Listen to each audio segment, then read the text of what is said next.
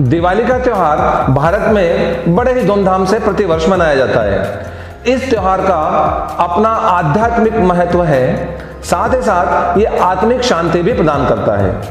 परंतु क्या आपको पता है, इन सभी के साथ में इस त्योहार को मनाने का आर्थिक महत्व भी है। और दिवाली का त्योहार और भारत के अन्य त्योहार जो मनाए जाते हैं वो देश की प्रगति में और अर्थव्यवस्था को मजबूत करने का काम भी करते हैं। हमारे इस वीडियो में, आज के इस वीडियो में हम इसी विषय पर चर्चा करेंगे कि किस प्रकार भारतीय त्योहार भारत की अर्थव्यवस्था को मजबूत करने का काम करते हैं। हमारे इस वीडियो में अंत तक बने रहिए, आपको बड़ी ही रोचक जानकारी प्राप्त होगी। नमस्कार, हमारे स्पाइसी फाइनेंस के YouTube चैनल में आपका स्वागत है। इस चैनल को लाइक, सब्सक्राइब और शेयर करना ना भूलें। दिवाली सुनते ही हमारे मन में एक नए उत्साह का संचार होता है। अधर्म पर धर्म की विजय का प्रतीक ये त्योहार पूरे भारतवर्ष में धूमधाम से मनाया जाता है और पूरे साल भर हम इस त्योहार को मनाने के लिए और इस त्योहार के आने की प्रतीक्षा करते हैं। आध्यात्मिक महत्व इस त्योहार का सबसे बड़ा है भारतवर्ष में। बच्चे से लेकर बूढ़े, महिला, पुरुष सब इस त्योहार को बड़े धूमधाम से मनाते हैं। परंतु दूसरे दृष्टिकोण से अगर हम देखें तो आध्यात्म के साथ साथ इस त्योहार का आर्थिक महत्व भी है। और दिवाली ही क्यों, दिवाली के साथ चाहे वो होली हो, चाहे वो राखी हो या भारत के कोई दूसरे बड़े त्योहार, जब भी इन त्योहारों को मनाया जाता है तो उसका आर्थिक प्रभाव पड़ता है, सकारात्मक आर्थिक प्रभाव पड़ता है। इसको हम यूं देखें कि अर्थव्यवस्था में, अर्थशास्त्र में मांग और पूर्ति का सिद्धांत काम करता है। मांग वस्तुओं की, उपभोक्ता वस्तुओं की और उपभोक्ता सेवाओं की मांग को मांग कहा जाता है। और किसी भी बाजार को ड्राइव करने के लिए, चलाने के लिए मांग एक महत्वपूर्ण तत्व है। यदि मांग है तो बाजार उठेगा और मांग नहीं है तो बाजार नहीं उठेगा। यानी अगर अधिक मांग है तो ज्यादा वस्तुओं का उत्पादन करना पड़ेगा और ज्यादा सेवाओं का उत्पादन करना पड़ेगा। और ज्यादा सेवाएं और ज्यादा वस्तुएं अगर मांग में है, ज्यादा मात्रा में खरीदी जाएगी, ज्यादा मात्रा में पैसा बाजार में आएगा तो उसका रोटेशन बढ़ेगा और पैसे का चक्र बनेगा। जब पैसे का चक्र बनता है तो नए नए उत्पादन, उद्योग धंधे खुलते हैं और रोजगार पैदा होते हैं। और यही काम करने के लिए जो त्योहार है हमारे, विशेषकर जो दिवाली है, वो बड़ा मदद करती है। दिवाली आते से ही भारतीयों में एक नया उत्साह का संचार हो जाता है। नई वस्तुएं खरीदने की इच्छा जागृत होती है। हमारे वहां पे दिवाली को, हमारे भारत में दिवाली को एक बहुत ही पवित्र और ऑस्पिशियस त्योहार माना जाता है। पवित्र त्योहार होने के साथ साथ में इसमें मुहूर्त को बड़ा ही शुभ माना जाता है। और इस शुभ मुहूर्त में भारतवासी मकान, गाड़ी, बंगला, television, refrigerator, two wheelers, mobile, laptop, हर प्रकार की आइटम्स को खरीदने के लिए वेट करते हैं, इंतजार करते हैं और शुभ मुहूर्त में खरीदते हैं। दिवाली के पहले जो धनतेरस आती है उसमें यह माना जाता है कि किसी भी प्रकार की स्वर्ण या चांदी की ज्वेलरी, सोने या चांदी के रकम को लेना, खरीदना शुभ होता है। परचेसिंग कैपेसिटी को बढ़ाने के लिए, यानी स्टोरेज कैपेसिटी को बढ़ाने के लिए, सेविंग्स करने के लिए धनतेरस जो होता है वो सबसे शुभ माना जाता है। कहने का तात्पर्य यहाँ पर यह है कि दिवाली के आसपास त्योहारों में मांग बड़ी प्रचुर मात्रा में होती है, चाहे वो उपभोक्ता वस्तु हो, चाहे प्रीशियस मेटल हो, चाहे इलेक्ट्रॉनिक आइटम्स हो। अधिक मात्रा में जब मांग बाजार में आती है तो उसकी आपूर्ति करने के लिए कई महीनों पहले से कंपनियों को अपने उत्पादन में लगातार लगा रहना पड़ता है और अपने उत्पादन को बढ़ाना पड़ता है। और ये अर्थशास्त्र का सामान्य सिद्धांत है कि जब उत्पादन को बढ़ाना पड़ता है तो नई नई यूनिट्स की स्थापना करना पड़ती है, नई मशीनें खरीदना पड़ती है, नए नए रोजगार लगाने पड़ते हैं, नया रॉ मटेरियल खरीदना पड़ता है। उन सबको करने के बाद में उस कारण से रॉ मटेरियल की डिमांड में वृद्धि होती है, लेबर की डिमांड में वृद्धि होती है, रियल एस्टेट में वृद्धि होती है, कंस्ट्रक्शन में वृद्धि होती है। और जब वो प्रोडक्ट बाजार में आते हैं तो बाजार में सेल्स बढ़ती है, विक्रय बढ़ता है, तो खुदरा व्यापारी और थोक व्यापारी का धंधा बढ़ता है, बिजनेस बढ़ता है।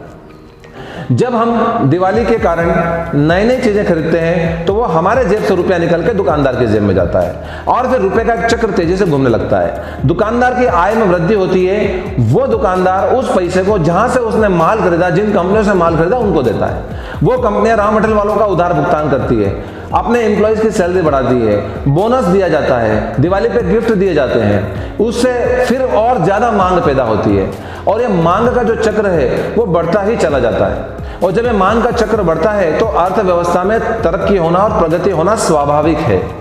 जब जब खरीदी होगी, जब जब कंज्यूमर घर से बाहर निकलेगा, नई नई वस्तुओं को खरीदेगा, मांग बढ़ेगी और मांग बढ़ने के लिए सप्लाई को बढ़ाना पड़ेगा, सप्लाई को बढ़ाने के लिए प्रोडक्शन बढ़ाना पड़ेगा, सर्विसेज नई नई पैदा करना पड़ेगी, उससे रोजगार पैदा होंगे, सरकार की आय में वृद्धि होती है, करों में वृद्धि होती है, प्रति व्यक्ति आय में वृद्धि होती है और जीडीपी में वृद्धि होती है, देश तरक्की करता है।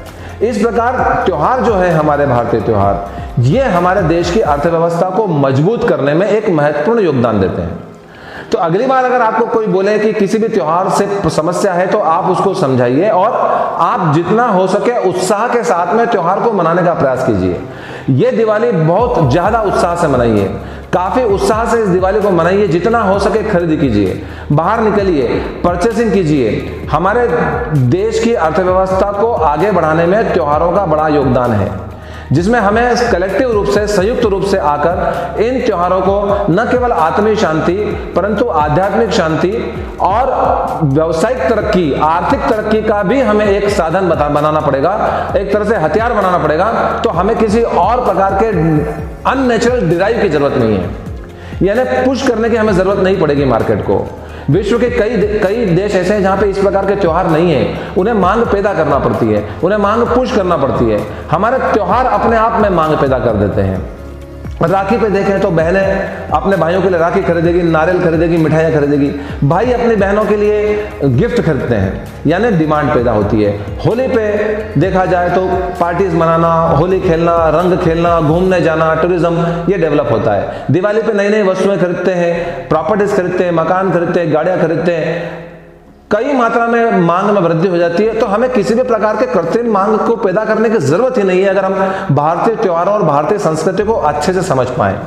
भारतीय संस्कृति को अगर हम अच्छे से फॉलो करें और हर त्योहार को हम उस उत्साह के साथ में मनाएं, अच्छी स्पिरिट के साथ में मनाएं, तो हिंदुस्तान में किसी भी प्रकार से कोई मांग पैदा करने की आवश्यकता ही नहीं है।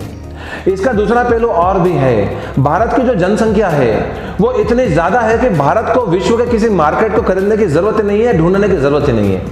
भारत में ही मांग है, भारत की जनसंख्या ही मांग है। भारत एक बहुत बड़ा बाजार है, विश्व के लिए, न केवल विश्व के लिए परंतु भारत स्वयं के लिए भारत एक बहुत बड़ा व्यापार है। हमें इस बात को समझना पड़ेगा, हमें इस तथ्य को स्वीकार करना पड़ेगा, उसे एक्सप्लोर करना पड़ेगा, उसे निचोड़ना पड़ेगा। हम बाजारों को अभी तक पूरी तरह से निचोड़ नहीं पाए और हम जैसे जैसे भारत की जनसंख्या शिक्षित होते जा रही है, उसके जेब में पैसा आता जा रहा है, वो डिमांडिंग होते जा रहे हैं, उनका जीवन स्तर बढ़ रहा है, वो और अधिक उपभोक्ता वस्तुओं की मांग करने लगे हैं। तो भारत में नए उद्योग धंधे स्थापित होने की संभावनाएं ज्यादा है, क्योंकि हमें मार्केट के लिए, बाजार के लिए, कस्टमर के लिए, कंज्यूमर के लिए कहीं जाने की जरूरत नहीं है। हमारे पास में इनबिल्ड इतने कंज्यूमर्स हैं कि हम उनकी डिमांड को सप्लाई कर पाए, उनकी डिमांड को पूरी सप्लाई कर पाए, तो ही हमारा अर्थव्यवस्था काफी तरक्की कर सकती है। उसमें हमारे जो त्योहार हैं एक बहुत बड़ा योगदान देते हैं। तो इन त्योहारों को हमें न केवल आत्मिक और आध्यात्मिक शांति के रूप में लेना चाहिए, परंतु हमें इन त्योहारों का आर्थिक महत्व को जानकर इन त्योहारों को बड़े जोश खरोश के साथ में, प्रचार प्रसार के साथ में बड़े उत्साह से मनाना चाहिए। हमारे जेब से जितना हो सके खर्च करना चाहिए, ताकि कृत्रिम मांग को हमें पैदा ना करना पड़े और वास्तविक मांग से वास्तविक तरक्की हो सके। छोटे छोटे खुदरा व्यापारियों से खरीदिए, छोटे छोटे इकाइयों से खरीदिए, सड़क पे बेचने वाले लोगों से खरीदिए, जितना अपनी क्षमता हो उतना खर्च कीजिए त्योहार पर। बचत साल भर कीजिए परंतु त्योहारों पर जरूर खर्च कीजिए, ताकि ये त्योहार हमारी अर्थव्यवस्था को आगे बढ़ाने का साधन बन सके और हमारा पूरा देश तरक्की कर सके। उम्मीद करते हैं कि आपको हमारा ये वीडियो जरूर पसंद आया होगा। इसी प्रकार के व्यवसाय और वित्त से संबंधित अच्छे नए नए वीडियोस और नई नई जानकारियां प्राप्त करने के लिए आप हमारे इस YouTube चैनल के साथ में जुड़े रहिए। हमारे इस चैनल को लाइक, सब्सक्राइब और शेयर करना ना भूलें। हमारी वेबसाइट को भी विजिट कीजिए www.ecom infuturo.co.in। धन्यवाद।